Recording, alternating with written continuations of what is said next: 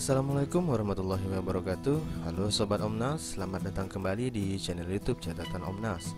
Pada video kali ini kita akan membahas materi perkuliahan Sistem Operasi Pertemuan 5 dengan tema konkurensi dan keamanan sistem. Adapun pokok bahasan kita adalah sebagai berikut. Namun seperti biasa, sebelum kita lanjut, jangan lupa subscribe channel ini dan share videonya ke sosial media sobat ya.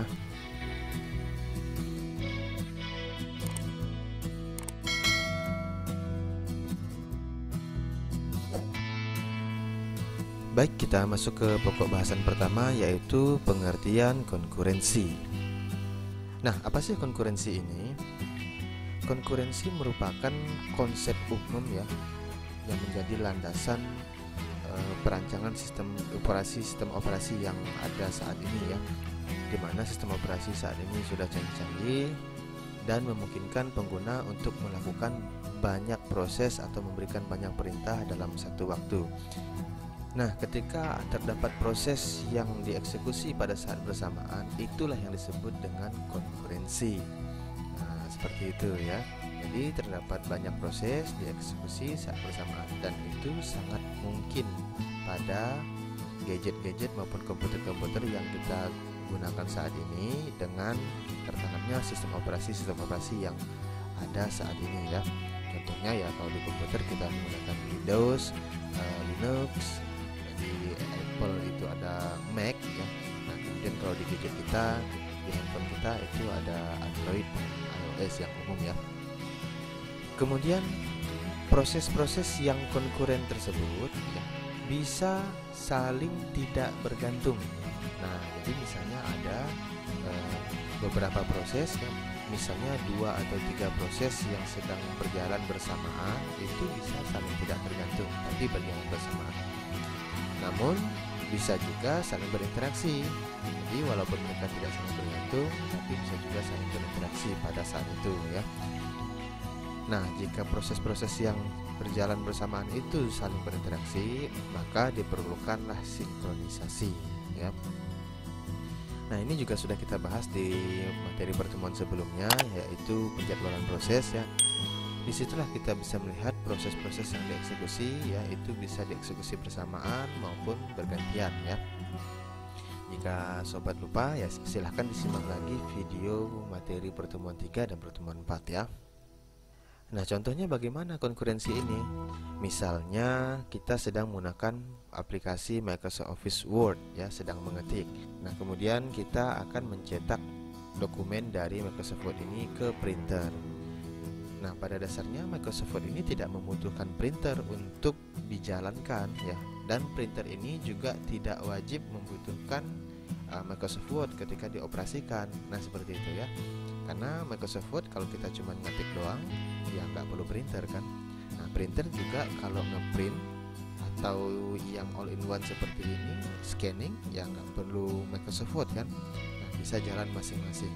Namun pada waktu-waktu tertentu, kedua komponen ini bisa saling berinteraksi. Nah, ketika berinteraksi ya, kita ingin mencetak dokumen dari Microsoft Word, maka diperlukanlah namanya sinkronisasi. Nah, itu difasilitasi oleh sistem operasi yang ada. Kemudian contoh lainnya misalnya adalah WhatsApp dan YouTube.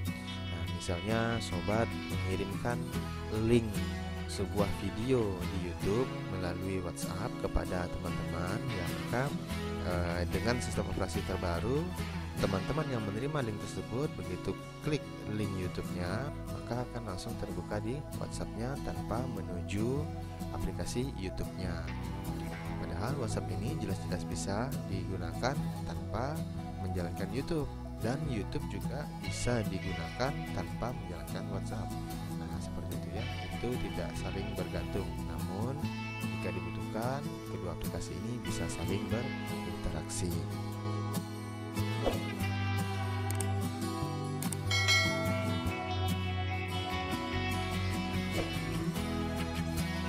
Adapun yang menjadi prinsip dasar dari konkurensi ini adalah sebenarnya bagaimana sistem operasi mengalokasikan layanan prosesor terhadap proses-proses yang akan dieksekusi. Karena jika terdapat banyak proses yang menggunakan resource secara bersamaan, tentunya akan terjadi persaingan antar proses dalam mendapatkan resource atau sumber daya yang ada pada komputer maupun gadget kita. Nah, jika alokasi layanan dari prosesor ini tidak dikelola dengan baik, maka nanti dapat menyebabkan komputer dan gadget kita tidak bekerja dengan maksimal. Nah, karena itu sistem operasi harus bisa mengatur bagaimana komunikasi yang terjadi antar proses sehingga terjadi sinkronisasi pada aktivitas-aktivitas yang berlangsung dari banyaknya proses yang sedang berjalan atau yang sedang konkuren saat ini. Selain keempat prinsip dasar konkurensi ini, masih terdapat konteks-konteks lainnya yang mendasari penerapan konsep konkurensi pada sistem operasi. Di antaranya adalah konkurensi untuk strukturisasi satu proses, di mana pada konteks ini dimaksudkan untuk meningkatkan kinerja komputer atau gadget yang kita gunakan dengan cara satu proses yang sedang dikerjakan, yang sedang dieksekusi itu dapat memiliki banyak thread. Nah, thread ini apa? Thread ini adalah satuan terkecil ya, unit terkecil dari suatu proses yang bisa dijadwalkan oleh sistem operasi. Nah, jika satu proses memiliki banyak thread, tentunya proses ini dapat dikerjakan lebih cepat. Kenapa? Karena banyak yang mengerjakan proses itu dalam waktu yang sama kan. Misalnya kita mengerjakan satu pekerjaan sendirian, tentu akan lebih cepat selesai jika kita mengerjakannya lebih dari satu orang, kan seperti itu ya. Nah, begitu pula konsep pada sistem operasi ini. Nah, jadi sekali lagi pada konsep konkurensi untuk strukturisasi satu proses ini, satu proses dapat memiliki banyak thread dan nanti akan lebih cepat ya. Berikutnya konteks yang kedua yaitu konkurensi untuk banyak aplikasi. Nah, dengan adanya konkurensi ini memungkinkan suatu sistem operasi baik itu di komputer maupun di gadget kita dapat melakukan multi-programming ya. Jadi memungkinkan banyak aplikasi dijalankan atau dikerjakan atau diproses pada waktu yang sama.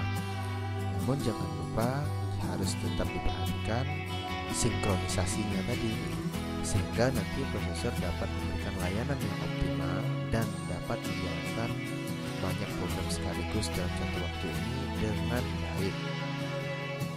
Karena jika konkurensi tidak berjalan dengan baik, sinkronisasi tidak terjadi dengan benar, karena komunikasinya tidak lancar misalnya, maka menyebabkan sistem operasi tidak dapat menjalankan banyak program sekaligus dalam waktu yang sama dengan baik dan benar, sehingga menyebabkan gadget atau komputer yang kita gunakan menjadi error atau yang biasa yang kita alami itu yang ngehang, tiba-tiba macet laptop atau gadgetnya. Nah, itu biasanya ya terjadi karena banyaknya proses yang dikerjakan dalam waktu bersamaan, namun sinkronisasinya tidak berjalan dengan baik, seperti itu. Kemudian konteks yang ketiga adalah konkurensi untuk strukturisasi aplikasi.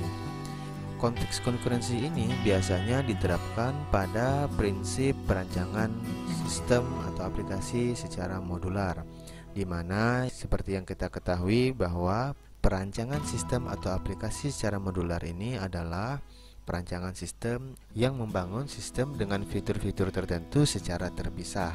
Namun pada akhirnya nanti fitur-fitur tersebut akan diintegrasikan menjadi satu, seolah-olah merupakan satu kesatuan aplikasi. Dan tentunya masing-masing sistem tadi menyediakan satu layanan spesifikasi tertentu yang saling melengkapi, sehingga sistem yang akan digunakan itu dapat bekerja sebagaimana mestinya. Seperti apa sih contoh aplikasi atau sistem yang sering kita gunakan yang dirancang secara modular? Nah, mungkin yang paling sering kita gunakan sehari-hari adalah aplikasi ojek online.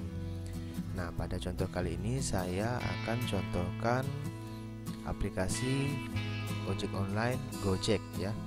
Nah, di gambar ini kita bisa lihat ada sebuah aplikasi Gojek Driver, yaitu aplikasi yang digunakan oleh driver untuk bekerja, di mana salah satu menunya adalah pendapatan. Di menu pendapatan ini nanti driver dapat melihat total pendapatan yang dihasilkan pada saat mereka bekerja. Kemudian ada menu saldo ya. Jadi untuk melihat total saldo yang mereka miliki di akun Gojek mereka. Nah, akun Gojek ini terhubung ke aplikasi yang lain yang kita ketahui, yaitu GoPay ya. GoPay yang juga dikembangkan oleh Gojek sebenarnya sih ya, tapi dikembangkan secara terpisah ya. Nah, seperti ini sudah merupakan dua aplikasi yang berbeda nantinya, karena GoPay ini biasanya kita gunakan melalui aplikasi Gojek Customer ya kan. Nah, di sini jadi dompetnya tuh ada di sini. Nah, ini sudah merupakan aplikasi yang berbeda dengan aplikasi Gojek Driver, karena ini di aplikasi Gojek untuk customer. Nah, kemudian fitur apa lagi yang mengilustrasikan bahwa aplikasi Gojek ini dirancang dan dibangun secara modular? Nah, contohnya adalah fitur menu Go Ride pada aplikasi Gojek Customer ini, di mana untuk memesan layanan Go Ride, customer harus menginputkan alamat tempat penjemputan dan alamat tujuan. Nah, di mana alamat ini nantinya itu akan disinkronisasi dengan aplikasi lain yang tidak dikembangkan oleh Gojek, yaitu aplikasi Google Maps yang dikembangkan oleh Google. Nah, seperti itu. Jika tidak tersinkronisasi antara aplikasi Gojek Customer ini dengan Google Maps, maka customer tidak dapat memesan layanan Go Ride ini ataupun layanan-layanan lainnya, karena setiap layanan yang ada di aplikasi Gojek Customer ini umumnya selalu membutuhkan alamat yang harus diinputkan, baik alamat penjemputan, alamat restoran, alamat toko, dan juga alamat tujuan. Nah, seperti itu. Begitu pula dengan aplikasi Gojek Driver. Agar mereka dapat bekerja, aplikasi ini juga harus tersinkronisasi dengan aplikasi Google Map, agar driver nanti dapat mengetahui dengan pasti di mana posisi customer yang akan dijemput jika menggunakan layanan Go Ride, ataupun posisi restoran maupun posisi toko ya, ketika akan menjalankan orderan-orderannya. Nah, aplikasi ini dikembangkan oleh beberapa pihak, bahkan ada yang dikembangkan secara terpisah. Namun, yang kita gunakan sehari-hari seolah-olah ini adalah satu kesatuan. Nah, seperti itulah proses perancangan dan pengembangan aplikasi secara modular. Jadi, aplikasi ini dirancang dan dikembangkan secara terpisah, namun digunakan secara bersama-sama. Nah, seperti itu. Dan hal ini tentunya bisa direalisasikan berkat adanya konteks konkurensi pada sistem operasi yang digunakan pada saat merancang dan mengembangkan aplikasi-aplikasi ini. Dan konteks yang keempat adalah konkurensi untuk strukturisasi pada sistem operasi. Nah, jadi konkurensi itu tidak hanya terjadi pada sistem operasi pada saat menjalankan atau mengeksekusi proses-proses yang ada di sistem operasi tersebut, tetapi juga dapat diterapkan pada saat mengembangkan sistem operasi itu sendiri. Nah, jadi seperti yang kita ketahui, terutama pada gadget kita itu yang menggunakan sistem operasi Android, nah itu kan sering dapat updatean ya. Misalnya pada saat kita membeli gadget kita itu menggunakan sistem operasi Android Marshmallow misalnya yang versi M, beberapa waktu kemudian diberikan updatean versi sistem operasi Android terbaru yaitu Nugget misalnya yang versi N, maka itu nanti otomatis bisa kita terapkan secara langsung di gadget kita. Nah, pengembangan sistem operasi ini tentu saja memanfaatkan konsep konkurensi tadi, di mana pada proses pengembangannya sistem operasi yang baru tentu saja itu tidak menghilangkan fitur-fitur yang ada pada sistem operasi yang lama, karena biasanya sistem operasi yang baru itu merupakan pengembangan dan perbaikan dari fitur-fitur yang sudah ada. Tentunya juga menambahkan fitur-fitur yang terbaru yang dibutuhkan oleh pengguna nantinya.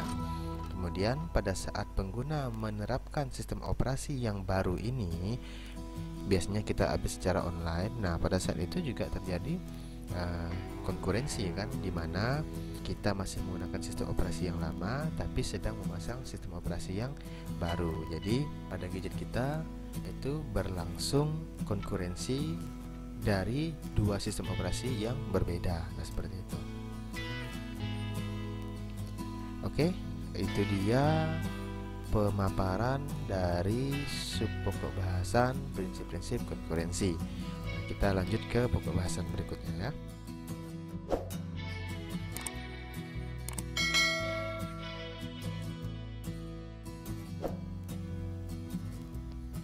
Baik, kita masuk ke pokok bahasan berikutnya, yaitu kesulitan-kesulitan yang ditimbulkan oleh konkurensi. Nah, tadi sudah kita bahas bersama bahwa sebenarnya konkurensi ini adalah sesuatu yang bagus ya, dimana banyak proses dapat dikerjakan dalam waktu bersamaan. Kemudian terdapat beberapa fungsi yang memang bisa diintegrasikan dengan fungsi-fungsi yang lain sehingga dapat saling bekerja sama, dan tentunya banyak proses yang bisa diselesaikan secara simultan atau bersamaan. Nah, seperti itu. Namun terlepas dari kelebihan-kelebihan tersebut, ternyata konkurensi ini juga menimbulkan beberapa kesulitan ya. Nah, berdasarkan modul kita terdapat 3 kesulitan yang ditimbulkan oleh konkurensi ini. Kesulitan pertama yang ditimbulkan adalah ketika terjadi pemakaian bersama sumber daya global pada komputer maupun gadget kita. Yang kedua, kesulitan yang ditimbulkan ketika terjadi pengelolaan alokasi sumber daya agar komputer atau gadget kita tetap berada pada kondisi optimal. Dan yang ketiga adalah kesulitan yang ditimbulkan ketika melakukan pencarian kesalahan pada saat pemrograman. Nah, ini kita akan bahas satu persatu. Oke, kita bahas kesulitan yang pertama, yaitu pemakaian bersama sumber daya global. Nah, seperti yang kita ketahui tadi bahwa konkurensi ini adalah di mana proses-proses itu berjalan bersamaan. Nah, maka dari itu akan terdapat kemungkinan proses-proses ini menggunakan sumber daya yang sama nantinya ya. Nah, di sini disebutkan adalah sumber daya global. Sumber daya global ini apa? Sumber daya global ini adalah sumber daya yang terdapat pada komputer maupun gadget kita yang bisa digunakan secara umum. Artinya tidak dispesifikasi untuk software atau kebutuhan tertentu, enggak ya. Jadi bisa digunakan secara umum. Nah, seperti itu ya. Namun terdapat kesulitan yang akan ditimbulkan ketika terjadi pemakaian bersama ini. Nah, misalnya ada 2 atau lebih proses ya yang mengakses sumber daya yang sama, di mana proses-proses tersebut menggunakan variabel global yang sama ini, yaitu melakukan pembacaan dan penulisan pada variabel tersebut. Maka urutan terjadinya pembacaan dan penulisan terhadap variabel tersebut bisa jadi kritis atau terjadi kekacauan, karena harus ditentukan proses mana yang mengakses variabel global ini terlebih dahulu. Nah, seperti itu.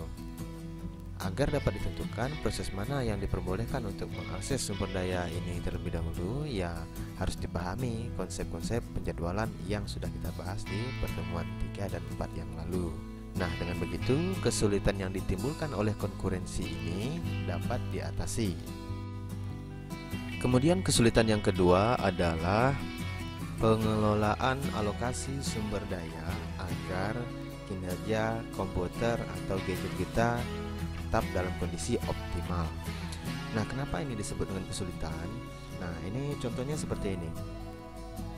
Misalnya ada sebuah proses, katakanlah proses A, itu meminta suatu channel output ya, dan dipenuhi permintaannya.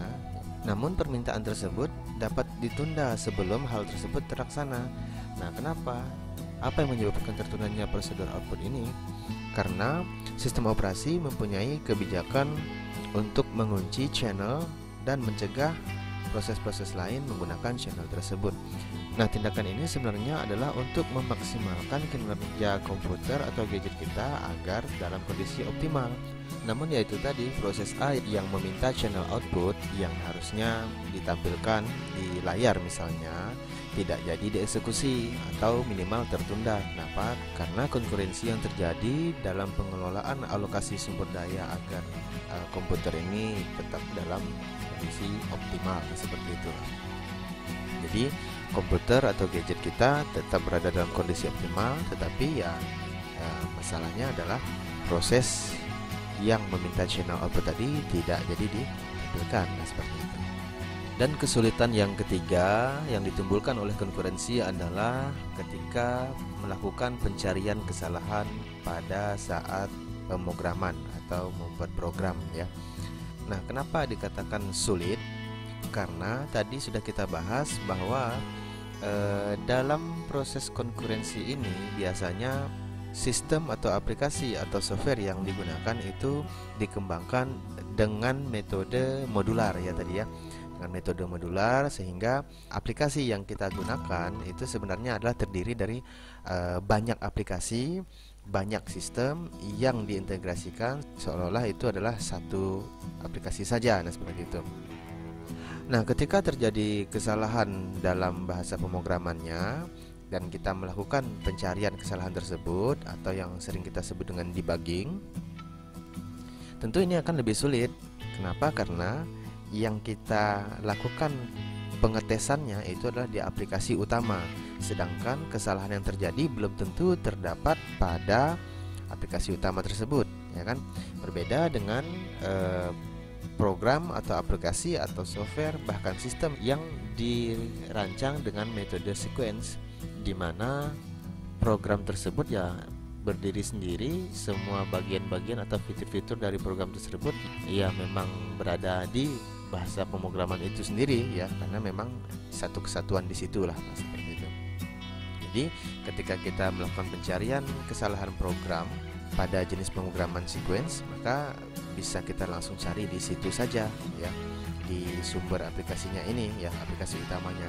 Nah, sedangkan di aplikasi yang modular, karena tadi berjalan secara konkuren, posisi kesalahannya ya belum tentu di aplikasi utama itu, bisa jadi posisi kesalahannya di aplikasi-aplikasi yang lain atau sistem-sistem yang lain yang terintegrasi di aplikasi ini. Misalnya tadi yang kita contohkan adalah aplikasi Gojek, ya, aplikasi Gojek.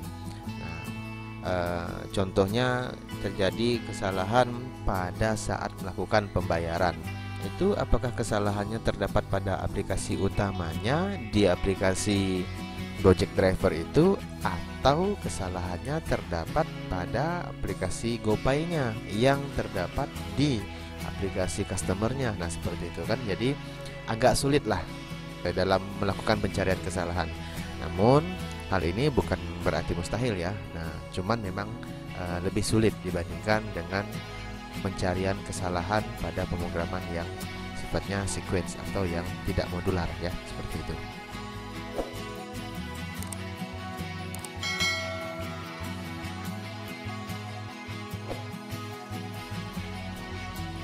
Baik, kita lanjut ke pokok bahasan berikutnya, yaitu masalah-masalah yang terjadi ketika proses konkurensi berlangsung. Berdasarkan modul materi perkuliahan kita, terdapat 3 permasalahan ketika terjadinya konkurensi. Yang pertama ada mutual exclusion, yang kedua ada deadlock, dan yang ketiga adalah starvation. Kita bahas satu persatu, mulai dari mutual exclusion. Nah, apa itu mutual exclusion? Mutual exclusion ini adalah persoalan atau permasalahan yang menjamin hanya akan ada satu saja proses yang dapat mengakses resource atau sumber daya yang ada pada komputer dalam suatu interval waktu tertentu. Jadi di dalam satu waktu tertentu hanya ada satu proses saja yang bisa mengakses resource. Hal ini dapat diilustrasikan dengan eksekusi diamond printer. Nah, mari kita lihat contohnya agar lebih mudah dipahami, ya.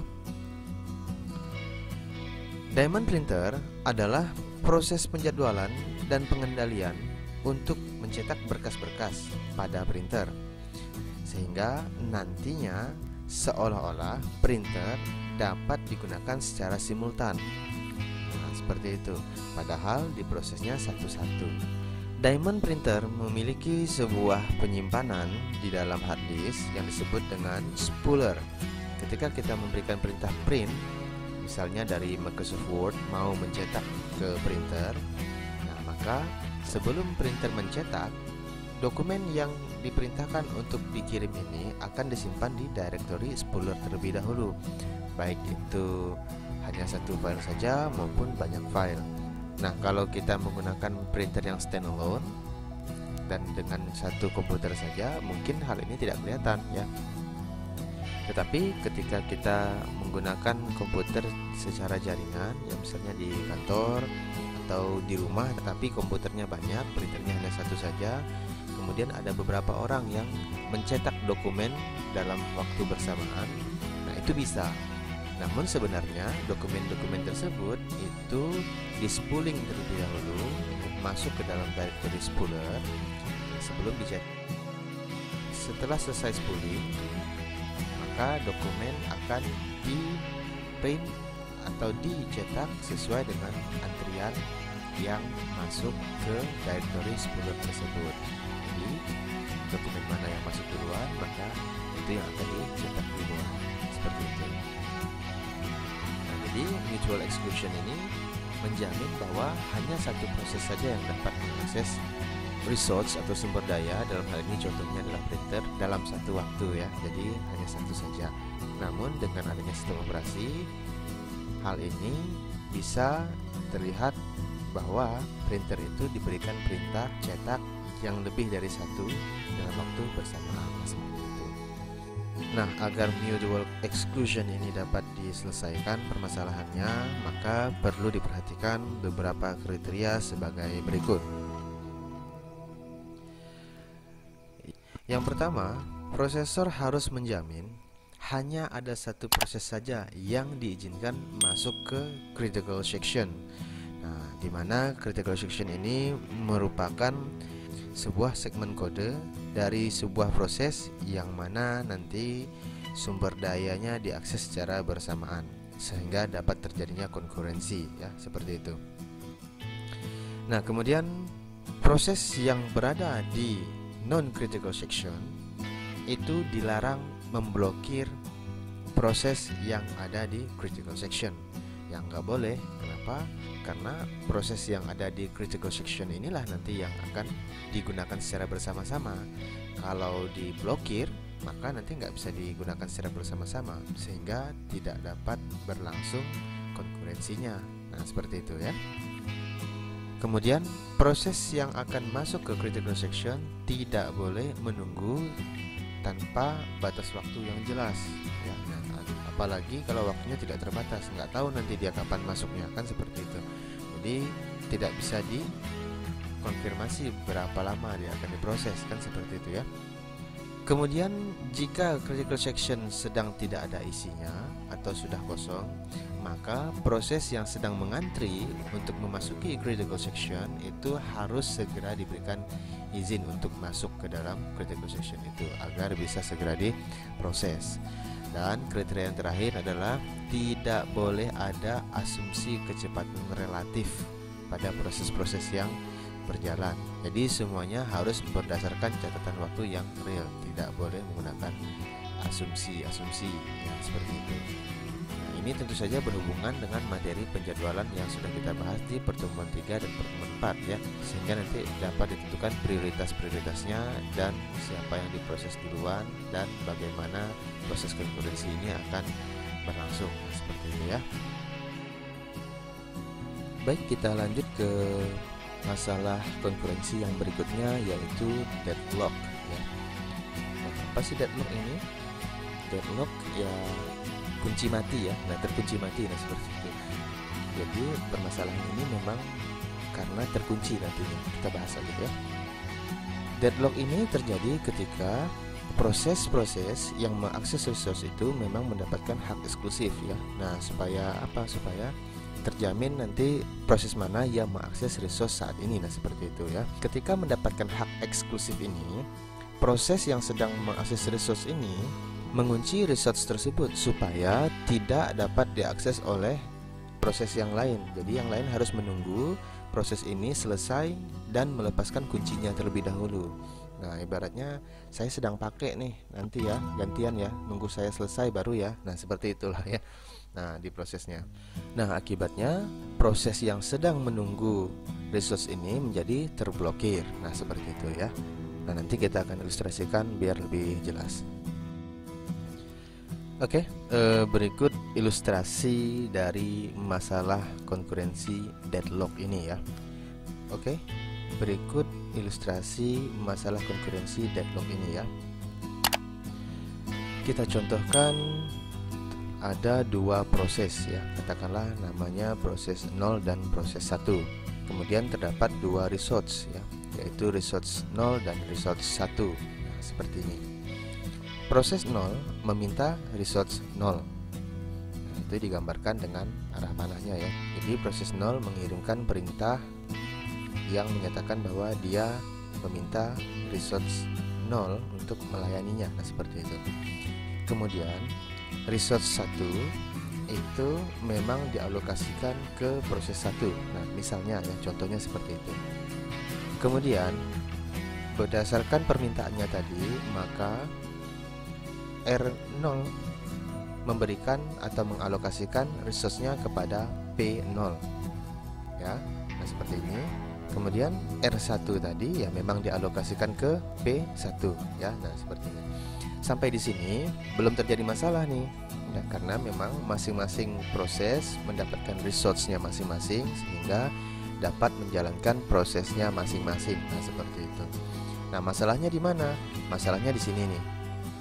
Sambil menggenggam atau mengunci R0, P0 meminta resource dari R1. Kelihatannya sih nggak masalah ya.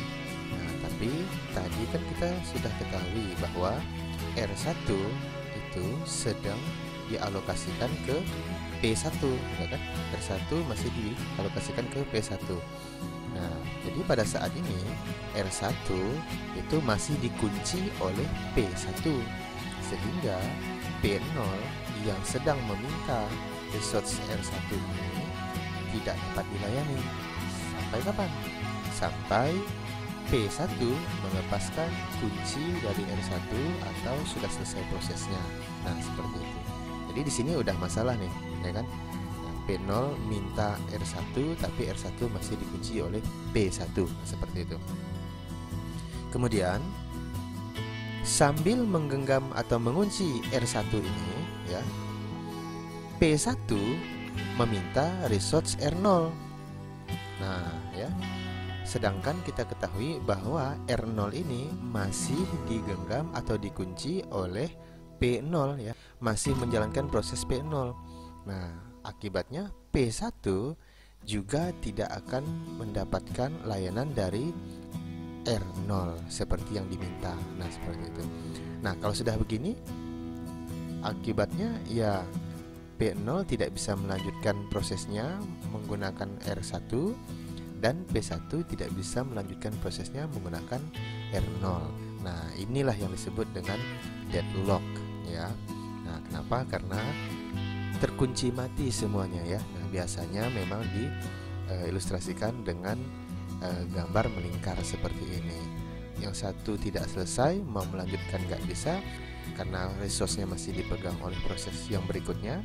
Kemudian proses yang berikutnya nggak bisa lanjut juga. Kenapa? Karena resource-nya masih dipegang oleh proses yang sebelumnya. Nah, seperti itu ya. Deadlock. Baik, kita lanjut ke masalah konkurensi yang ketiga, yaitu starvation.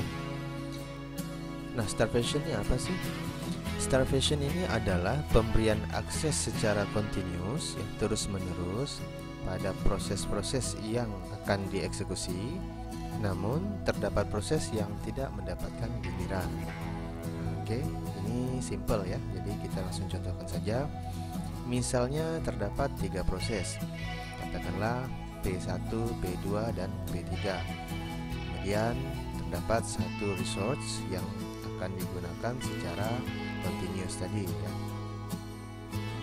Misalkan berdasarkan prioritasnya, dari ketiga proses ini P1 mendapat layanan dari resource. Pada kondisi ini tentu saja P2 dan P3 yang mengantri untuk menggunakan resource berikutnya. Nah, setelah P1 selesai, ternyata berdasarkan prioritasnya P3 yang mendapat giliran untuk menggunakan resource. Maka dalam kondisi ini tentu saja P1 dan P2 lah yang akan mengantri seterusnya. Nah, setelah P3 selesai menggunakan resource tersebut, berdasarkan nilai prioritasnya, ternyata P1 lagi yang mendapat antrian. Nah, seperti itu. Kemudian tentu saja pada kondisi ini P2 dan P3 kembali masuk ke dalam antrian untuk menggunakan resource yang sama. Nah, setelah P1 selesai, ternyata berdasarkan nilai prioritasnya P3 lagi yang mendapat giliran menggunakan resource ini. Akhirnya P2 tidak mendapat giliran. Seterusnya seperti itu. Nah, inilah yang disebut dengan starvation. Jadi P2 ini mengalami starvation pada proses konkurensi yang sedang berlangsung. Nah, oke, itu dia masalah-masalah yang terjadi pada saat konkurensi berlangsung. Ya, semoga dapat dipahami. Kita lanjut ke pokok bahasan yang berikutnya ya.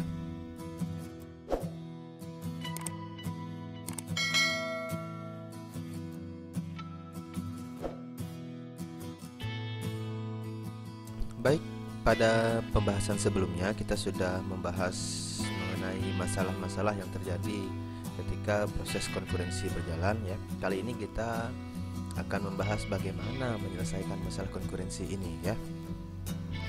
Nah, pokok penyelesaian pada masalah-masalah yang terjadi ketika konkurensi ini berlangsung sebenarnya itu adalah dengan mengaplikasikan main memory yang memadai ya. Sebenarnya hanya itu saja.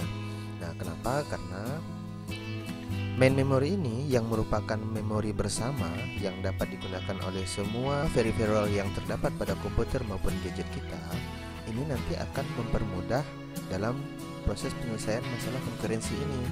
Nah, kenapa begitu? Karena seperti yang sudah kita ketahui bahwa proses-proses yang akan dieksekusi di prosesor itu mengantri di memori terlebih dahulu. Ada juga yang diantrikan di secondary memory seperti diamond printer itu ya, yang memiliki directory spooler. Dan tentunya jumlah prosesor akan sangat mempengaruhi hal ini, di mana kita ketahui juga bahwa prosesor itu ada yang single prosesor, ada yang multi prosesor. Pada saat ini sih kebanyakan sudah multi prosesor ya.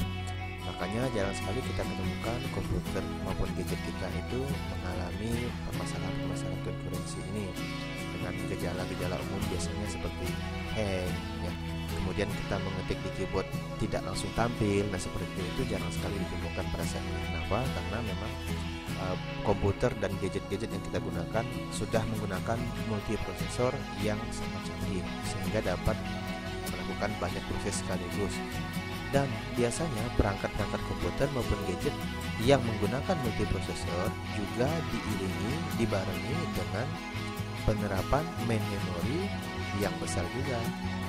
Jadi jarang sekali gadget atau komputer kita prosesornya banyak tapi RAM-nya kecil. Nah, seperti itu jarang. Pasti akan selaras seperti itu. Dengan menerapkan kedua hal ini, yaitu main memory yang besar dan multiprosesor, maka masalah-masalah pada konkurensi ini akan sangat mudah diatasi. Bahkan kemungkinan besar tidak kita alami ketika kita menggunakan perangkat-perangkat komputer maupun gadget yang sudah memiliki main memory yang besar dan menggunakan multiprosesor.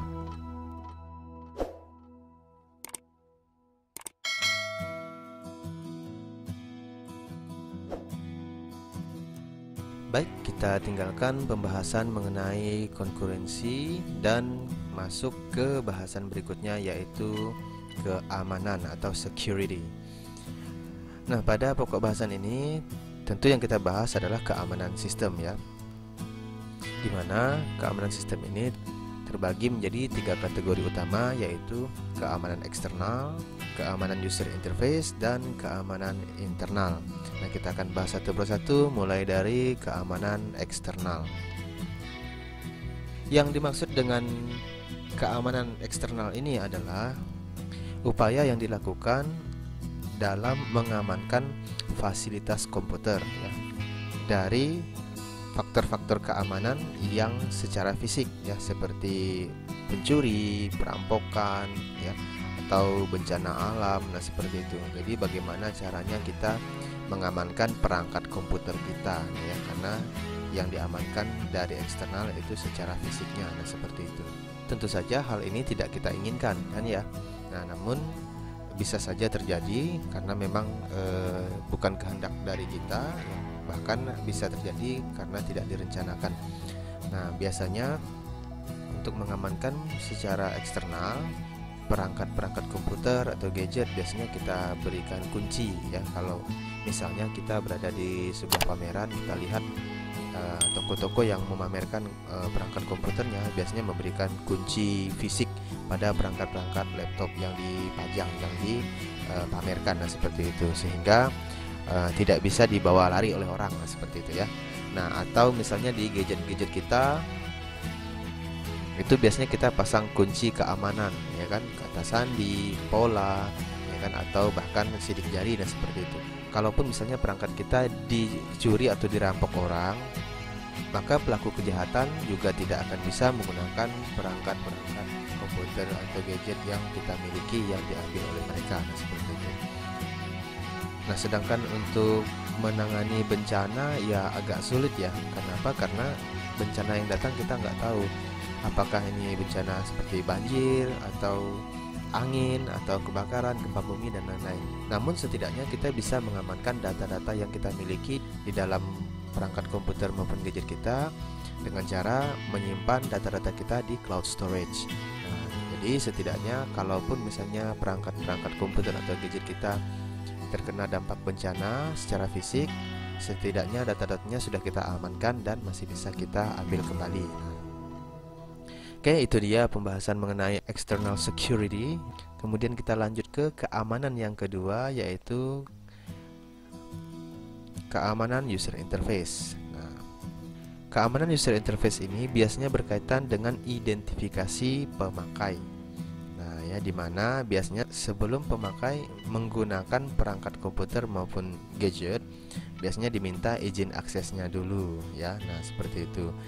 Nah, identifikasi ini bisa berupa otorisasi ya, seperti username dan password. Nah, atau kalau di gadget kita bisa berupa pola ya, bisa berupa PIN ya, bisa berupa sidik jari maupun face lock. Nah, seperti itu ya.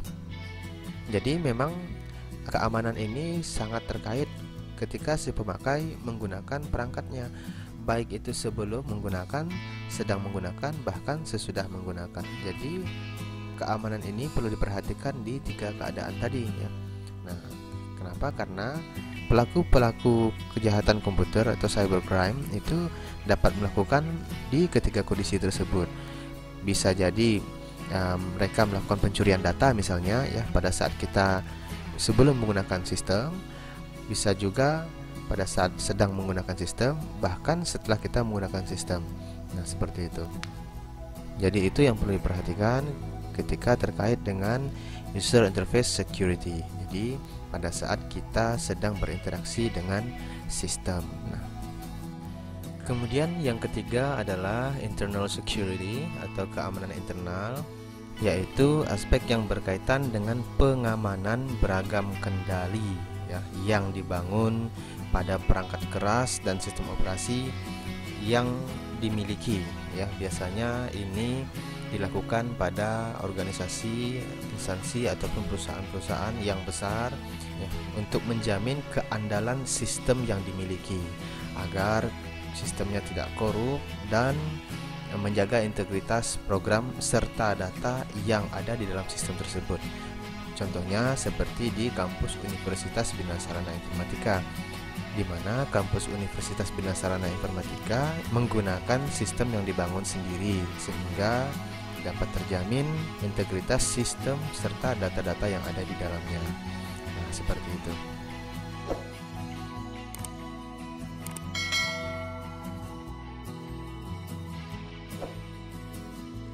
Baik, kita lanjut ke pokok bahasan berikutnya, yaitu masalah-masalah keamanan. Masalah-masalah keamanan yang sering kita bahas, bahkan sering kita alami itu ada dua ya, yaitu yang pertama ada kehilangan data, dan yang kedua yang biasanya paling ngetren itu adalah penyusup atau intruder. Nah, kita akan bahas satu persatu, mulai dari kehilangan data. Kehilangan data tentu saja merupakan bencana ya bagi kita, baik itu terjadi sengaja maupun tidak, karena memang data ini bisa hilang secara sengaja maupun tidak ya. Nah, contohnya yang tidak sengaja misalnya disebabkan oleh bencana, kerusakan perangkat keras atau perangkat lunaknya ya, dan bisa juga disebabkan oleh kelalaian atau kesalahan dari si pemakai sistem atau perangkat-perangkat komputer maupun gadget. Nah, seperti itu. Nah, bagaimana mengatasi masalah ini? Sebenarnya sangat mudah ya. Biasanya sistem-sistem yang ada saat ini selalu menyediakan fitur autosave, terutama sistem-sistem atau software aplikasi yang sifatnya untuk pekerjaan. Nah, kita bisa aktifkan menu autosave ini. Ada juga sistem atau software yang sudah aktif secara otomatis, namun kadang-kadang interval waktunya sudah ditentukan oleh sistem atau software tersebut. Nah, jika kita ingin intens, maka kita bisa atur. Misalnya ingin autosave setiap 5 menit sekali, misalnya seperti itu. Maka ketika terjadi sesuatu hal yang tidak kita inginkan, misalnya mati lampu atau komputer kita tiba-tiba mati, nah ketika kita nyalakan lagi nanti perangkat komputer kita maupun gadget, maka dengan fitur autosave ini pekerjaan terakhir kita sudah tersimpan secara otomatis. Nah, seperti itu. Nah, bagaimana jika terjadi bencana atau misalnya tadi dalam konsep keamanan yang sebelumnya kita bahas itu perangkat kita dicuri orang atau dirampok misalnya. Nah, karena itu selain mengaktifkan fitur autosave, kita juga bisa memanfaatkan yang sekarang disebut dengan cloud storage atau penyimpanan di server ya, seperti itu ya. Banyak sekali penyedia-penyedia penyimpanan ini, bahkan ada yang gratis. Yang umum kita ketahui itu ada yang namanya Google Drive dari Google ya. Jadi setiap akun Gmail yang kita buat dari Google itu juga sudah otomatis mendapatkan cloud storage dari Google Drive itu sebesar 15 GB. Nah, bagi pengguna iPhone juga mendapatkan iCloud Drive sebesar 5 GB kalau nggak salah ya. Nah, seperti itu. Dan masih banyak lagi penyedia-penyedia cloud storage lainnya seperti miCloud ya, di Samsung juga ada. Nah, itu bisa kita manfaatkan. Jadi data-data kita simpan di cloud storage, sehingga ketika komputer kita atau gadget kita mengalami kerusakan atau katakanlah misalnya dicuri orang, dirampok dan lain-lain, misalnya pokoknya hilang dari genggaman kita, maka data-datanya masih bisa kita ambil, masih bisa kita selamatkan. Nah, seperti itulah ya. Kemudian masalah keamanan yang kedua yaitu intruder atau penyusup. Nah, ini juga isu yang sekarang tidak bisa diabaikan ya, karena semakin canggih sistem yang kita gunakan, apalagi sistem software dan aplikasi-aplikasi yang kita gunakan sekarang umumnya terhubung dengan internet. Jadi sangat memungkinkan orang lain untuk menyusup ke perangkat-perangkat kita ya. Penyusup-penyusup ini, intruder ini ada yang pasif, ada juga yang aktif. Nah, kalau intruder yang pasif, yang biasa kita sebut dengan hacker, ini biasanya menyusup hanya untuk melihat-lihat saja. Jadi dia hanya melihat apa aja sih yang terdapat pada perangkat kita, ya seperti itu. Kemudian apa saja yang kita lakukan, itu biasa dilakukan oleh hacker, ya. Namun ada juga penyusup yang aktif, ya. Biasanya selain dia melihat-lihat, dia juga bisa mencuri data, ya, mengambil data kita, bahkan bisa mengetahui username dan password. Pokoknya akun-akun yang diotorisasikan dia bisa mengambilnya. Nah, seperti itu. Nah, ini sangat berbahaya sekali, ya. Terutama jika kita menyimpan data-data yang bersifat keuangan di dalam gadget maupun komputer kita. Nah, ini bisa dicuri oleh cracker, ya, namanya cracker. Lalu bagaimana mengatasi permasalahan ini? Yang pertama, jangan biasakan suka mengkoneksikan gadget atau komputer kita ke internet service provider gratisan. Nah, seperti itu. Jangan mudah tergiur dengan hotspot gratisan. Nah, seperti itu. Terutama di tempat-tempat umum, karena bisa jadi di hotspot yang gratisan itu, karena kita tidak tahu siapa pemiliknya, ya kan? Bisa jadi pemilik hotspot tersebut menyusup ke dalam perangkat kita melalui jaringan yang kita gunakan. Nah, jadi usahakan ketika berada di tempat umum itu menggunakan jaringan internet yang dimiliki secara pribadi, misalnya menggunakan jaringan GSM. Nah, karena jaringan GSM biasanya itu kita gunakan hanya untuk di perangkat yang kita miliki saja. Nah, seperti itu ya. Nah, kecuali kalau kita berada di tempat umum tapi kita sudah mengetahui dengan benar bahwa hotspot internet yang disediakan itu aman. Nah, seperti itulah ya. Selain itu, hindari juga penggunaan aplikasi-aplikasi yang menggunakan crack ya. Biasanya aplikasi berbayar ya, itu supaya jadi full version itu ada cracknya. Nah, seperti itu hindari. Kenapa? Karena crack ini adalah aplikasi yang diciptakan oleh crackers tadi ya, yang umumnya membuat aplikasi berbayar menjadi gratis. Nah, seperti itu. Tapi bisa jadi di dalamnya disertakan dengan aplikasi spyware yang mana nanti bisa memata-matai aktivitas kita ketika kita menggunakan perangkat-perangkat kita, baik komputer maupun gadget-gadget kita. Nah, seperti itu. Nah, kemudian ada juga aplikasi sejenis yaitu keygen atau key generator. Biasanya aplikasi ini berguna untuk mengenerate serial number. Nah, seperti itu. Jadi serial number ini nanti bisa kita gunakan, bisa kita inputkan ke dalam aplikasi gratisan sehingga menjadi full version. Tapi ya itu tadi, keygen ini biasanya dikembangkan atau dibuat oleh crackers tadi. Bisa jadi di dalam aplikasi ini disisipkan spyware misalnya ya, sehingga ketika kita jalankan aplikasi ini, spyware itu sudah menginfeksi komputer maupun gadget kita, sehingga nanti bisa memata-matai aktivitas kita ketika kita menggunakan komputer dan gadget kita. Dan yang umum juga sering digunakan yaitu aplikasi Android versi mod. Nah, mod ini kalau nggak salah modification ya. Nah, seperti itu. Ini juga aplikasi sejenis crack dan keygen tadi, di mana di dalamnya sudah disertakan aplikasi yang membuat aplikasi gratisan menjadi seolah-olah full version ya, seperti itu. Nah, jika aplikasi saja bisa dimodifikasi, tentu bisa juga disisipkan program-program lain seperti spyware, sehingga nanti dapat memata-matai aktivitas kita ketika kita menggunakan gadget kita. Nah, ini sangat berbahaya sekali, terutama bagi kita yang sering melakukan transaksi-transaksi keuangan, atau misalnya yang memiliki akun sosial media. Jadi nanti jangan salahkan ketika akun kita diambil oleh si cracker tadi, karena memang kita sendiri yang memasang aplikasi-aplikasi crack, keygen, dan APK mode ini. Karena itu, hindari aplikasi-aplikasi ini agar kita tidak terkena masalah-masalah keamanan. Oke ya.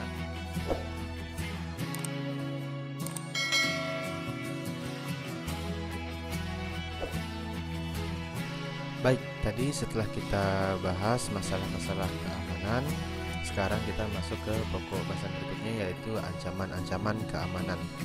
Pada sistem operasi, tentu saja kita juga membutuhkan keamanan ya.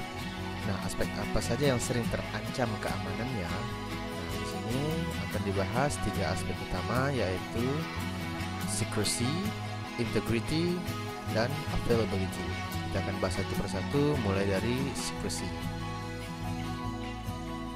Secrecy atau kerahasiaan ini adalah jaminan bahwa suatu sistem informasi di dalam sebuah sistem komputer itu hanya dapat diakses oleh orang yang terautorisasi ya. Nah, di mana otorisasi ini biasanya menggunakan username dan password, sehingga nantinya hanya orang itu saja yang dapat mengetahui data-data yang diautorisasi tadi. Dengan begitu, kerahasiaan data dan informasi yang ada itu akan tetap terjaga konsistensi dan keutuhannya. Kemudian aspek yang kedua adalah integrity. Nah, integrity ini adalah jaminan bahwa semua sumber daya yang ada di sistem komputer itu hanya dapat diakses oleh pihak-pihak yang diotorisasi. Nah, biasanya kalau di komputer, misalnya kita menggunakan sistem operasi Windows, ada user yang levelnya adalah administrator. Itulah yang diberikan otorisasi penuh pada perangkat tersebut. Nah, kalau di gadget kita, misalnya di Android, itu ada namanya root. Nah, seperti itu ya. Selain itu, tidak diberikan otorisasi atau akses penuh pada perangkat-perangkat komputer maupun gadget. Selain itu, tidak diberikan hak akses penuh pada perangkat-perangkat komputer maupun gadget agar tetap terjaga konsistensi dan keutuhan datanya tadi. Nah, seperti itu ya. Dan aspek yang ketiga itu adalah availability. Nah, ini adalah jaminan bahwa sumber daya pada suatu sistem itu harus selalu tersedia ketika pihak-pihak yang diotorisasi itu memerlukannya. Nah, contohnya ya sistem-sistem yang sudah serba online saat ini ya. Jadi harus dapat dipastikan bahwa setiap user yang sudah diberikan otorisasi, yang sudah diberikan izin untuk mengakses suatu sistem, misalnya website ya, atau aplikasi mobile yang terhubung ke internet, maka harus dipastikan bahwa user-user tersebut harus dapat mengaksesnya kapan saja.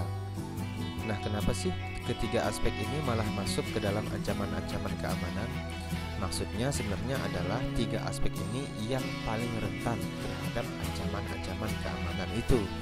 Nah, contohnya kerahasiaan atau secrecy tadi, itu biasanya terjadi kebocoran rahasia kalau misalnya username dan password kita tadi diketahui oleh orang lain. Nah, seperti itu. Kemudian kalau sudah diketahui oleh orang lain username dan passwordnya, maka tentu saja integrity atau integritas bisa terlanggar ya. Kenapa? Karena ada pihak-pihak yang tidak berhak malah bisa mengakses data-data dan informasi yang terdapat pada sistem. Dan ancaman keamanan pada availability ini contohnya adalah misalnya sebuah website diserang oleh cracker ya kan, menyebabkan website tersebut down atau tidak bisa diakses oleh orang-orang yang berhak. Nah, seperti itu. Sehingga orang-orang yang berhak mengaksesnya tidak dapat mengakses data dan informasi dari website atau aplikasi mobile ya. Nah, itulah dia ancaman-ancaman yang mungkin terjadi pada aspek-aspek keamanan yang terdapat pada sistem ini ya.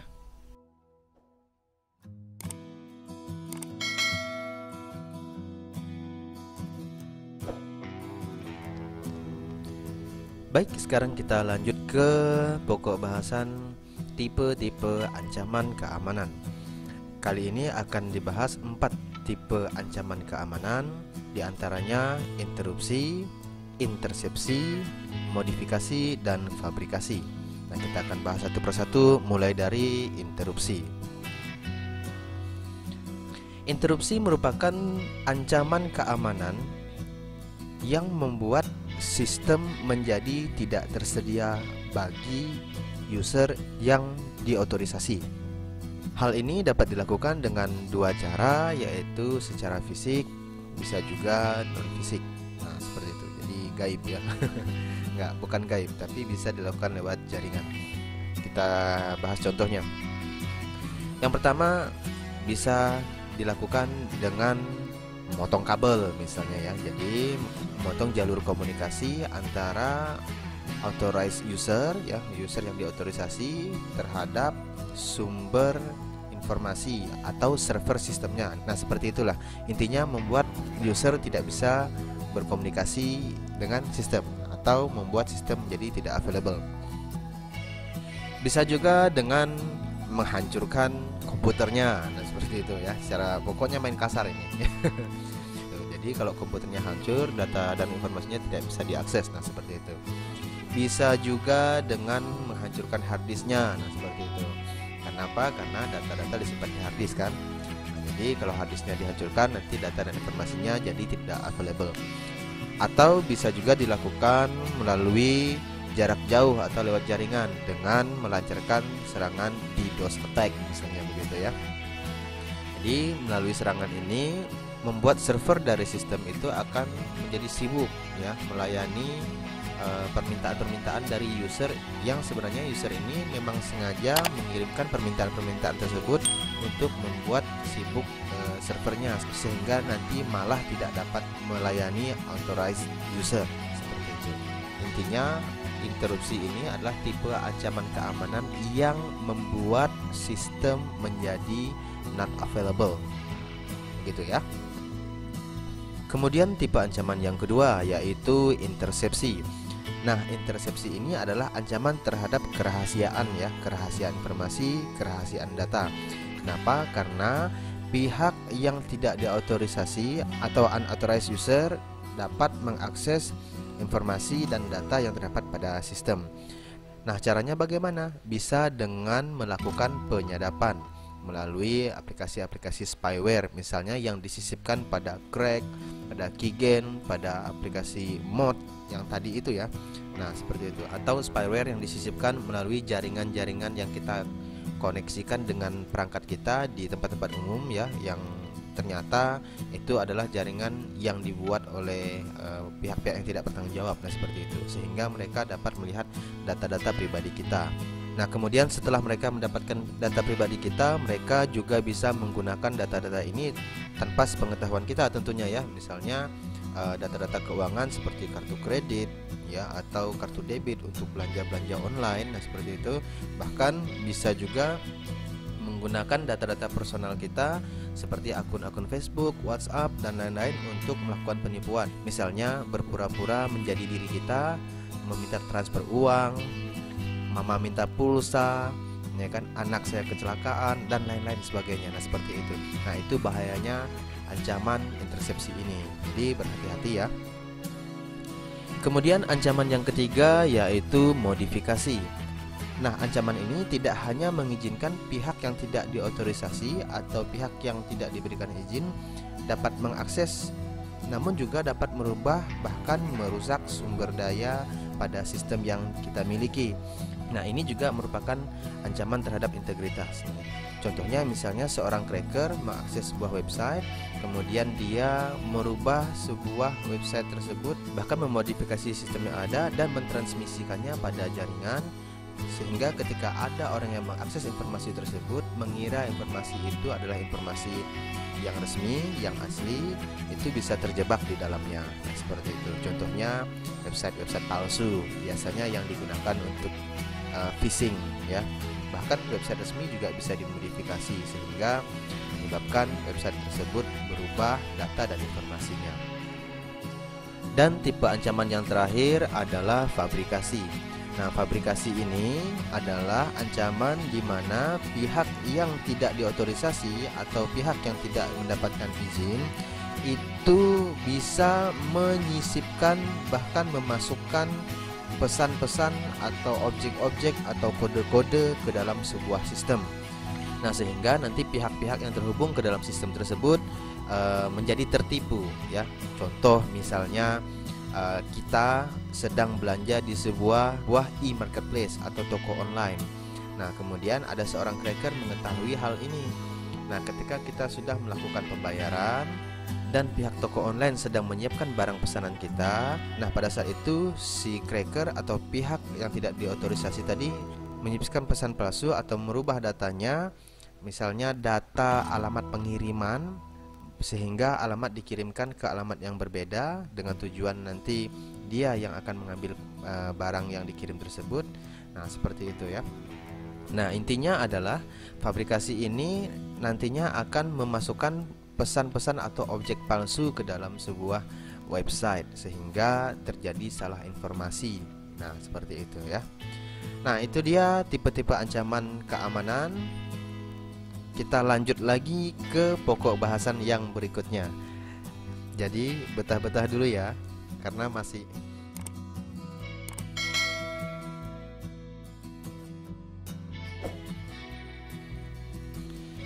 Oke, sekarang kita masuk ke pokok bahasan berikutnya, yaitu program-program jahat. Nah, program jahat ya. Jadi program ada yang jahat juga. Oke, apa itu program jahat?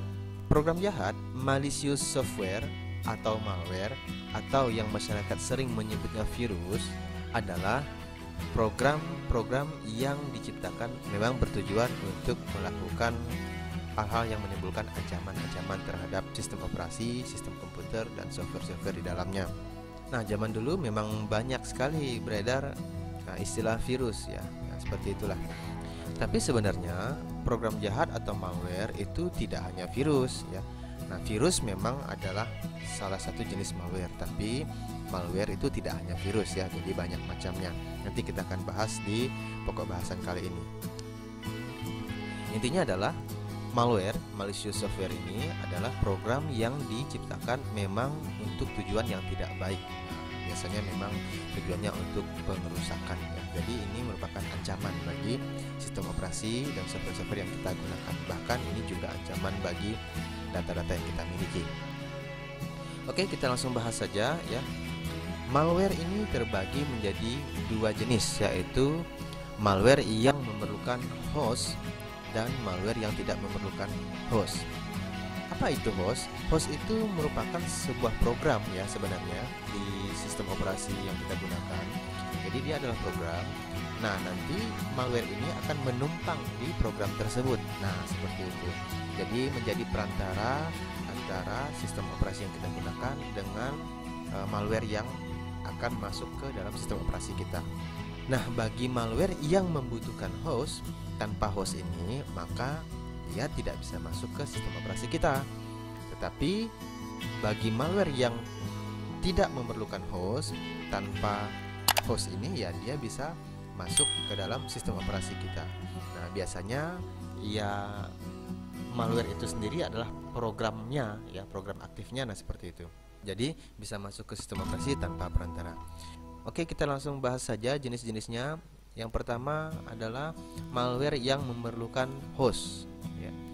Di antaranya ada trapdoor, kemudian ada logic bomb, ada Trojan horse, dan ada virus atau virus ya. Nah, ini jadi yang sering orang sebut virus-virus itu ya. Nah, jadi virus sudah pasti malware, tapi malware belum tentu virus karena malware banyak jenisnya. Kemudian yang tidak membutuhkan host, ada yang namanya bakteria. Kemudian ada yang namanya worm. Nah, ini adalah istilah-istilah yang digunakan untuk menyebutkan malware atau program-program jahat yang menyerang sistem operasi kita. Nah, sebenarnya sebutan-sebutan ini memang berasal dari istilah-istilah yang ada di dunia nyata ya. Jadi program-program jahat ini diistilahkan seperti ini karena sifatnya sama seperti sifat benda-benda atau makhluk-makhluk yang ada di dunia nyata inilah, seperti itu ya. Contohnya virus ya memang sifatnya seperti virus. Kemudian Trojan horse ya sama seperti Trojan horse sifatnya gitu. Nanti kita akan bahas lebih rinci ya.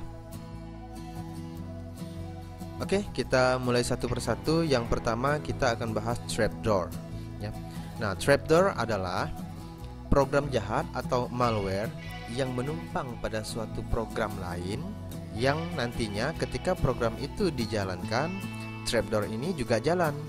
Nah, seperti itu. Biasanya dititipkan ke program-program yang seperti crack, keygen ya, aplikasi mod.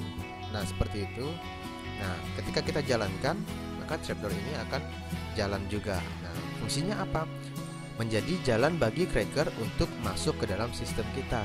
Nah, ketika cracker sudah masuk ke dalam sistem kita, ya nanti dia bisa memata-matai, bisa memantau aktivitas-aktivitas yang kita lakukan, bahkan bisa juga sampai mencuri data-data pribadi kita. Nah, seperti itu. Jadi ini fungsinya trapdoor itu sebagai pintu masuknya ya. Kemudian yang berikutnya ada namanya logic bomb. Nah, logic bomb ini juga sama seperti trapdoor tadi ya, memerlukan host.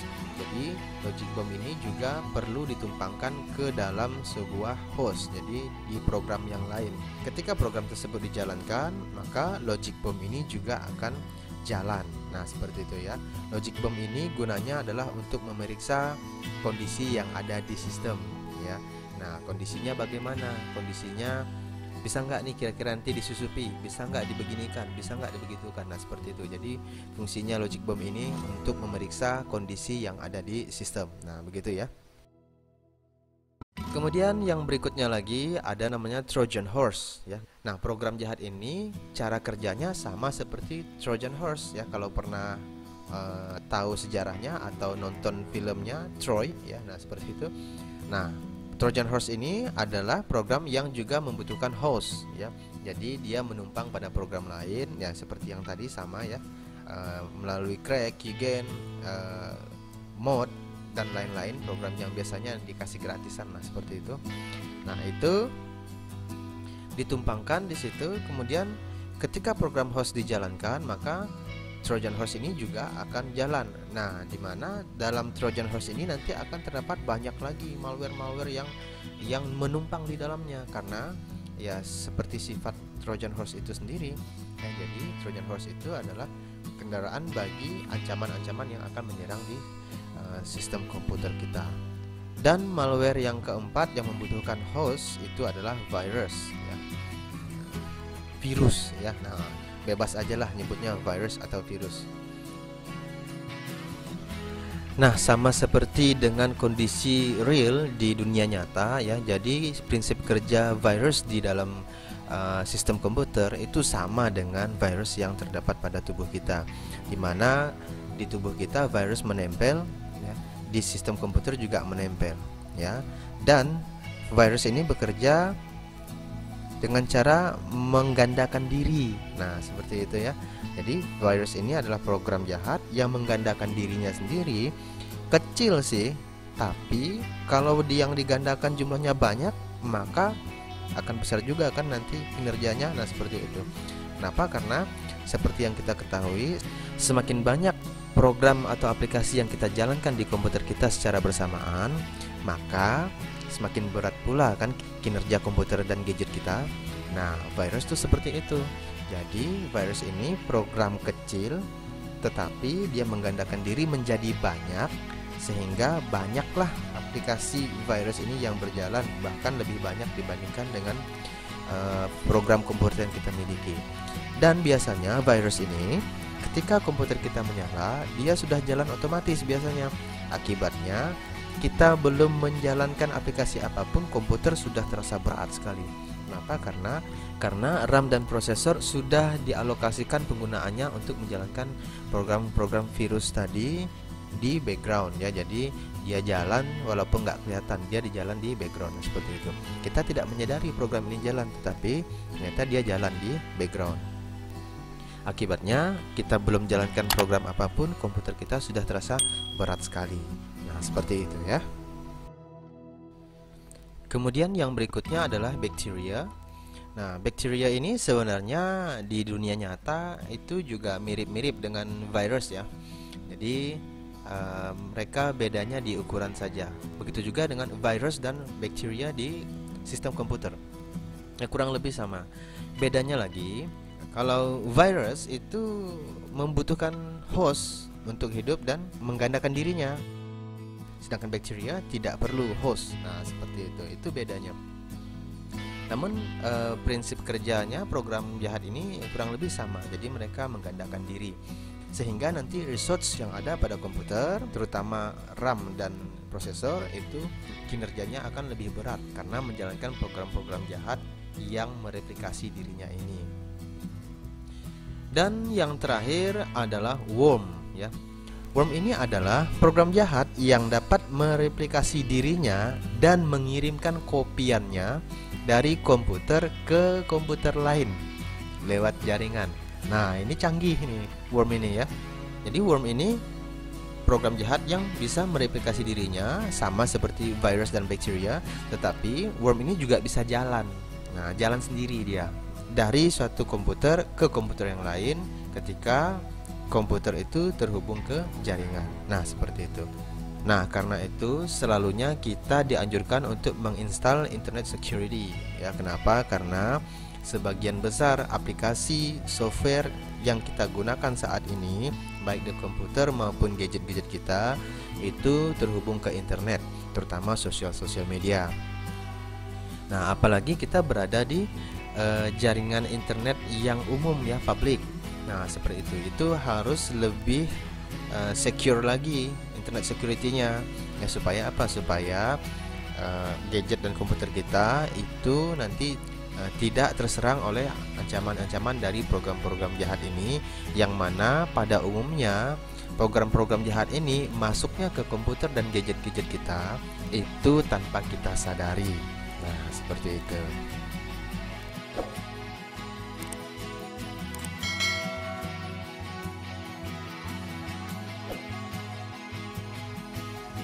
Baik, akhirnya kita sampai juga di pokok bahasan yang terakhir, yaitu virus dan antivirus ya. Nah, tentunya kita akan bahas satu persatu, mulai dari virusnya dulu ya. Nah, seperti yang sudah dibahas sebelumnya, virus merupakan sebuah program jahat atau malware yang membutuhkan host. Nah, seperti itu ya.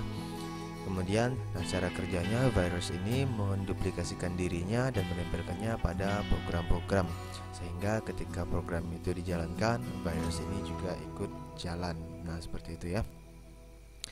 Kemudian virus ini tentunya menjalankan fungsi yang tidak kita inginkan ya.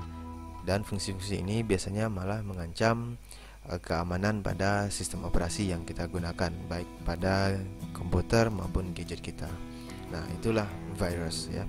Jadi sekali lagi, virus ini adalah malware atau program jahat. Nah, seperti di virus pada dunia nyata, virus pada sistem operasi juga memiliki fase hidup. Ketahui terdapat 4 fase pada virus yang mengancam keamanan sistem operasi ini. Yang pertama yaitu dormant phase ya, yaitu fase tidur. Jadi virus ini juga ada fase tidurnya, fase dia tidak aktif. Nah, seperti itu, sama seperti virus di dunia nyata.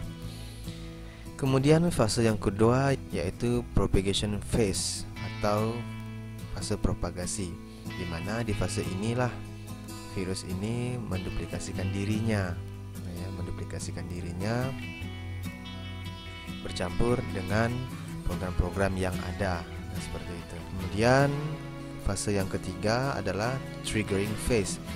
Nah, di sini adalah fase dipicu, ya, dipicu untuk mulai aktif. Nah, ya. Nah, dan pada fase yang keempat yaitu execution phase. Nah, disinilah virus dieksekusi dan benar-benar aktif. Nah, seperti itu. Jadi ini adalah 4 fase hidup virus pada komputer atau pada sistem operasi. Nah, kemudian virus-virus ini juga memiliki klasifikasi ya. Jadi terdapat beberapa klasifikasi virus pada sistem operasi. Klasifikasi yang pertama adalah parasitic virus. Parasitic virus ini merupakan bentuk atau wujud virus yang paling tradisional dan yang paling sering muncul. Nah, seperti itu. Ya, karena memang dari dulu ya seperti inilah basicnya begitu ya. Nah, virus ini menggantungkan dirinya pada file berekstensi exe ya, executable, atau yang biasanya memang berupa aplikasi lah. Jadi aplikasi-aplikasi pada sistem operasi Windows itu ekstensinya adalah exe. Kemudian ya virus-virus itu juga ekstensinya adalah exe nantinya ya. Kemudian parasitic virus ini menduplikasikan dirinya menyerupai file-file exe yang ada. Nah, contohnya di gambar ini kita bisa lihat bahwa terdapat aplikasi Google Chrome banyak sekali. Kan nggak mungkin kita menjalankan aplikasi Google Chrome sebanyak itu kan. Nah, ini adalah ilustrasi di mana parasitic virus ini sedang aktif ya. Kemudian klasifikasi yang kedua adalah memory residence virus. Virus jenis ini menginfeksi memori utama, di mana tujuannya adalah untuk menginfeksi semua file atau proses yang diantrikan dan akan dieksekusi pada main memory tadi. Nah, jadi karena virus tersebut berada di main memory, di RAM, maka semua proses dan aplikasi yang dieksekusi melalui RAM itu akan terinfeksi. Nah, seperti itu. Pinter ya virusnya. Nah, pandai dia cari tempat yang paling mantap. Oke, klasifikasi berikutnya ada boot sector virus. Nah, virus jenis ini menginfeksi boot sector yang terdapat pada komputer maupun pada gadget kita. Nah, jadi setiap kali boot sector ini diaktifkan ya pada saat kita menyalakan komputer kita, maka virus ini langsung aktif juga. Biasanya sistem operasi yang boot sectornya sudah terinfeksi virus ini, ya nantinya sistem operasi tidak dapat bekerja dengan benar, seperti itu. Kemudian klasifikasi berikutnya adalah stealth virus. Nah, stealth virus ini adalah virus yang dapat menyembunyikan dirinya dari antivirus. Nah, ini luar biasa ya. Jadi kita scan menggunakan antivirus, nggak ketemu. Nah, seperti itu. Karena mekanismenya virus ini mendeteksi aplikasi antivirus yang terdapat pada sistem operasi kita. Ketika antivirus itu diaktifkan, maka virus ini menyembunyikan dirinya. Nah, seperti itu. Bahkan virus ini bisa meremove dirinya sendiri secara temporari, sementara dari file-file yang terinfeksi, sehingga ketika di-scan menggunakan antivirus, file itu terdeteksi tidak terinfeksi virus. Nah, seperti itu. Nah, luar biasa sekali virus seperti ini ya. Kemudian klasifikasi berikutnya ada polymorphic virus. Nah, ini juga canggih nih virus seperti ini. Polymorphic virus ini adalah virus yang dapat merubah bentuk, merubah wujud, bahkan merubah sifatnya setiap kali dia menginfeksi program-program atau file-file yang ada pada sistem operasi, sehingga seolah-olah di dalam sistem operasi kita itu terdapat banyak jenis virus, padahal sumbernya hanya satu saja. Dan ini tentunya akan memberatkan sekali kinerja komputer maupun gadget kita ya. Nah, itu dia klasifikasi-klasifikasi dari virus yang ada saat ini. Nah, untuk mengatasi hal ini tentu saja kita sangat dianjurkan untuk menginstal yang namanya antivirus. Nah, di mana antivirus ini tentu saja merupakan sebuah aplikasi yang digunakan untuk mengatasi permasalahan-permasalahan yang disebabkan oleh virus tadi. Konsep kerja antivirus itu sebenarnya sangat sederhana ya. Yang pertama, melakukan pendeteksian. Jadi ketika kita melakukan scanning, pertama kali yang dilakukan oleh antivirus ini adalah mendeteksi mana saja program atau file yang terinfeksi oleh virus. Kemudian setelah di-scan, diidentifikasi ini virus yang ketemu ya, misalnya jenisnya apa saja, kemudian sifatnya bagaimana. Nah, seperti itu. Dan yang terakhir barulah dilakukan proses penghilangan virus tersebut dari sistem operasi. Nah, namun proses penghilangan virus ini terkadang memang dapat menghilangkan file atau program asli yang terdapat pada sistem operasi. Maksudnya adalah ketika sebuah file terinfeksi oleh virus ya, di-scan oleh antivirus ini dan terdeteksi jenis virusnya, ketika dihilangkan maka bisa-bisa file yang terinfeksi tadi juga ikut hilang. Nah, seperti itu. Karena itu kita harus memilih-milih juga antivirus yang kita gunakan, karena ada beberapa antivirus yang memang langsung menghilangkan virus beserta file-file atau program-program yang terinfeksi, namun ada juga yang dapat memisahkan file atau program yang terinfeksi dengan virusnya, kemudian menghilangkan virusnya saja. Nah, seperti itu. Nah, tentu saja antivirus yang kita gunakan saat ini telah melalui tahapan-tahapan pengembangan ya. Karena seiring berkembangnya virus-virus yang ada tadi ya, antivirus juga harus dikembangkan supaya mampu menangani jenis-jenis virus baik itu yang sudah lama dan sudah dikenali maupun virus-virus yang baru-baru. Nah, seperti itu. Adapun tahap perkembangan antivirus hingga saat ini sudah menembus 4 generasi ya. Generasi pertama yaitu antivirus dengan scanner sederhana saja. Nah, antivirus pada generasi ini dulunya ya seperti yang kita sampaikan tadi, begitu mendeteksi dan mengidentifikasi bahwa sebuah file atau sebuah program itu terinfeksi virus, maka langsung menghilangkan virus beserta file atau program yang terinfeksi tadi. Jadi hilang semua ya. Kemudian generasi yang kedua sudah mulai berkembang heuristic scanner. Nah, jadi scanner yang sudah pintar. Jadi mulai di generasi kedua ini antivirus sudah mampu memisahkan antara virus dengan file dan program yang terinfeksi, sehingga ketika virus dihilangkan, file ataupun program yang terinfeksi itu tetap aman ya, seperti itu ya, jadi tidak ikut hilang. Di generasi ketiga, perkembangan antivirus ini sudah mampu mengatasi aktivitas jebakan.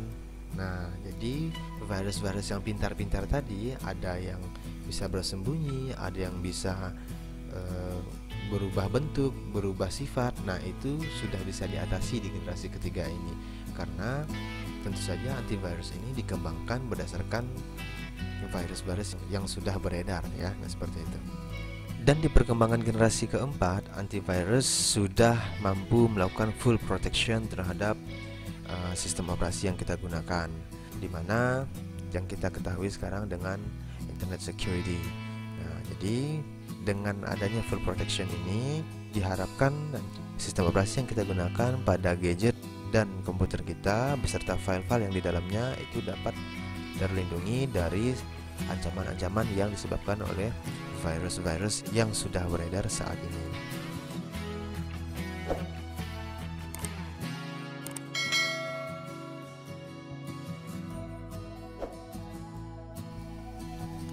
Oke sobat, demikian pemaparan materi perkuliahan sistem operasi pertemuan 5 dengan pokok bahasan konkurensi dan keamanan sistem yang panjang dan lebar ini.